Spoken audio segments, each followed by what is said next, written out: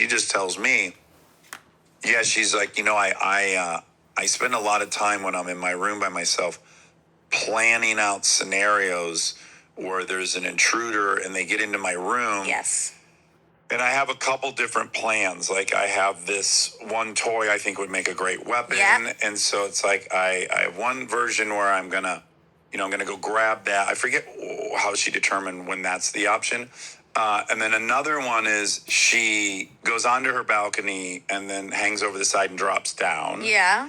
And then runs to here. She's decided she's running into the studio. Oh. And locking the doors, but screaming the whole time, hoping we'll wake up. Right. And then buying what some about time. Delta? But I'm kind of like, why not just run all the way? Run out the house, run to TT's. No, because you have to. Oh, you mean keep going? Like she's gonna get a distance, but she's gonna stay on the property. She also has this inclination to make sure we're alerted.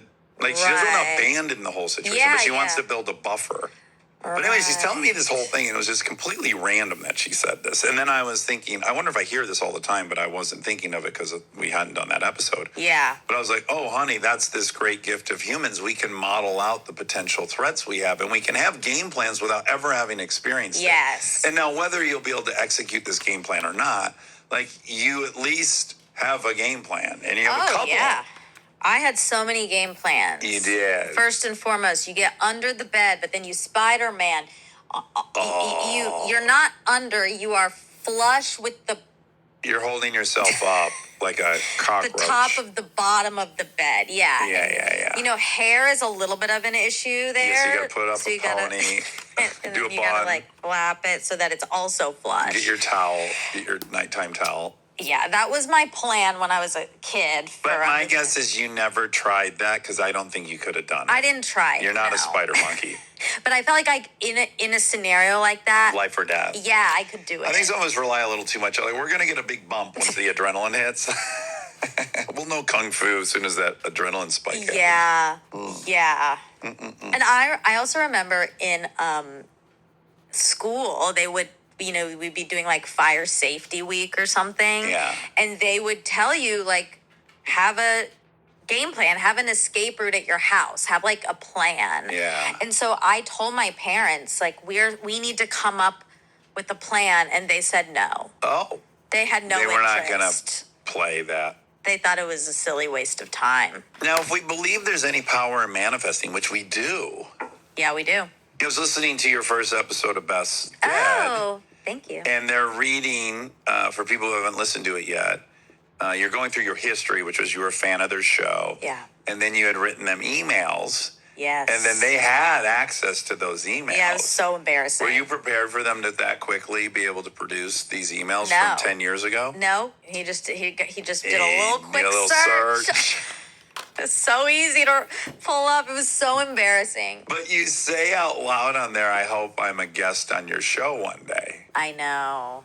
Isn't that wild? Yeah, and I'm like, I'm caught in the same spot you are, right? Like, I'm thinking if I was reading, like, this was all happening to me, I'd have the same embarrassment you have. Yeah.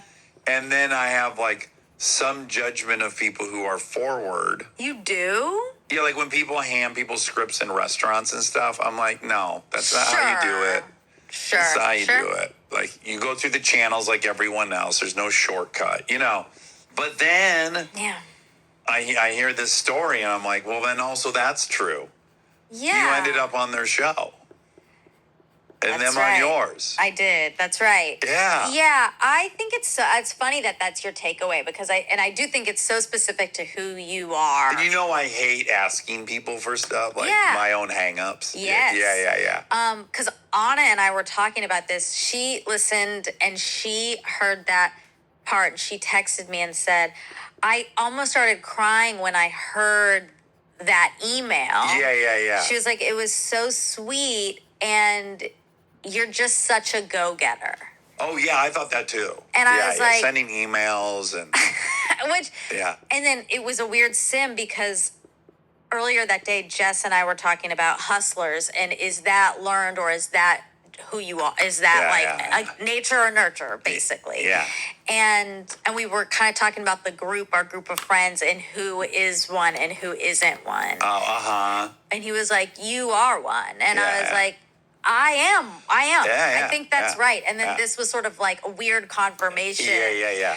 And I think being a hustler is as cool as it gets. I think that's one of the... Yeah. That's a descriptor of me I'd love to have someone say. I think it's just like, that's the only option. Like, I think that's the only option of getting anywhere. Yeah. Waiting around is just not gonna happen. I think there are very specific lines that I feel I know not to cross that are just in my ones gut. You decided. Yes. Yeah. They happen to be other people's lines. Like, that's all life is. Like, you run into someone and that to them is also the line, and it jives.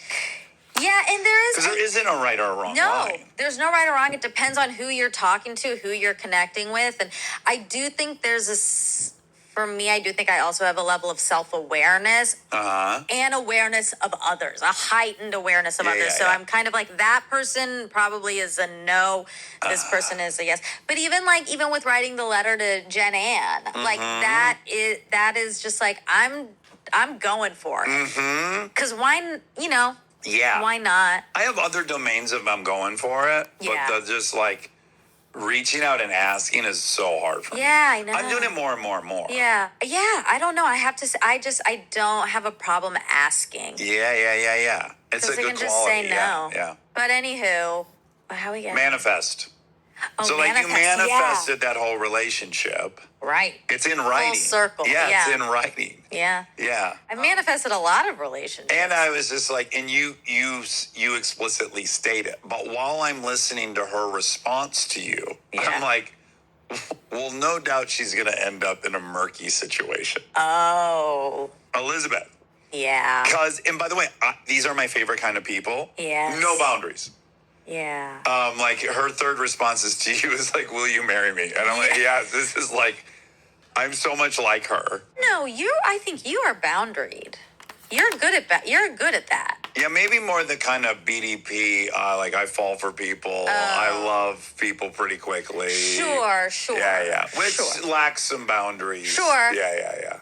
But you would not have found yourself in the situation she ended up finding That's true. But it's like it's all right there in the intro of this kind of innocuous, inane backstory, and you're like, well, of course Elizabeth's gonna end up in something in murky. A situation. Yeah, there's a lot of things being examined. A ton. And I applaud her honesty and lack of any kind of... She's just very honest about it. Like, you're like, how did your ego like getting these letters? And she's like, yes, loved it.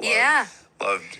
It's the most complicated journey for her, definitely by far of the three of us, and she does have to confront a lot of personal things and personal behaviors throughout, because it's about parasocial relationships, but both ways. Yeah. And it's a tricky world. It is. It's a tricky world. I just was on a hike with my brother, Peter Krause.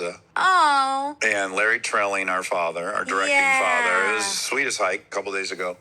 And we were talking about, between the three of us, we've all been close enough to several people who have gone to the absolute top of the status mountain. And it was our conclusion that, like, even the level Peter and I have is a lot to manage successfully, and to not become a narcissist and an asshole and all this stuff. Yeah. And obviously Peter and I have only experienced like really a 25th of what's out there. And we all kind of concluded that we certainly know a lot fewer people that manage that successfully than we do.